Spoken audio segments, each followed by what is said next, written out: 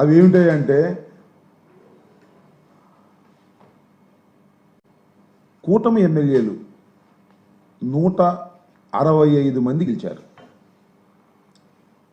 164 మంది. వీరి పరిస్థితి ఎలా ఉందంటే మంచి అవకాశం మించిన దొరకదు, మంచి సమయం వచ్చింది, ఆదాయ మార్గాలు వెతుక్కుందాం, ధనార్జన చేసుకుందాం, మళ్ళీ మేము నిలబడాల్సిన అవసరం లేదా, ఖర్చు పెట్టాల్సిన అవసరం లేదా, సంపాదించుకుంటే తప్పేంటి అనే పద్ధతుల్లో. ఈ మాటలు నేను మాట్లాడుతున్న మాటలు కాదు. తెలుగుదేశానికి సంబంధించినటువంటి పత్రికలు రెండిట్లో ఒకటి బహిరంగంగా రాసినటువంటి మాటలు నేను చదువుతా ఉన్నా. అక్రమార్జన కోసం వెంపర్లాడుతున్నారు. ఇసుక, మద్యం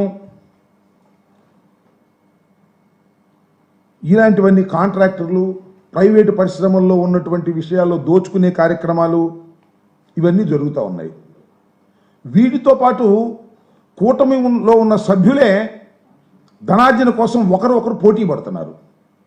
కొన్ని చోట్ల తన్నుకుంటున్నారు, కొన్ని చోట్ల బజారుకు వచ్చి కుస్తీలు పడుతుంటే పోలీసులు వెళ్ళి సర్దుతున్నారు. సాక్షాత్తు చంద్రబాబు నాయుడు గారే పంచాయతీలు పెడుతున్నాడు.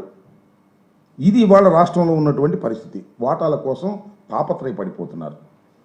మొత్తం ఆల్మోస్ట్ ఆల్ ఎవరో కొద్దిమంది తప్ప శాసనసభ్యుల్లో ఒక 10%, 11% లేదా 15% మినహా రాష్ట్రంలో కూటమిలో ఉన్నటువంటి అందరూ శాసనసభ్యులు తమ ఆదాయ మార్గాల కోసం ఎదుక్కునేటటువంటి కార్యక్రమంలో చేస్తున్నారు.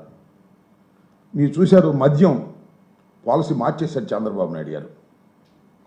అద్భుతమైన పాలసీ తీసుకొచ్చాను, నాణ్యమైన మద్యం అతి చౌకగా ఇస్తాను, దళారులు ఉండరు అని చెప్పినటువంటి చంద్రబాబు నాయుడు గారు ఇవాళ మద్యం పాలసీలో ఏం జరిగిందో నేను మీకు ప్రత్యేకంగా చెప్పాల్సిన అవసరం లేదు, చాలా స్పష్టంగా అర్థమవుతా ఉంది.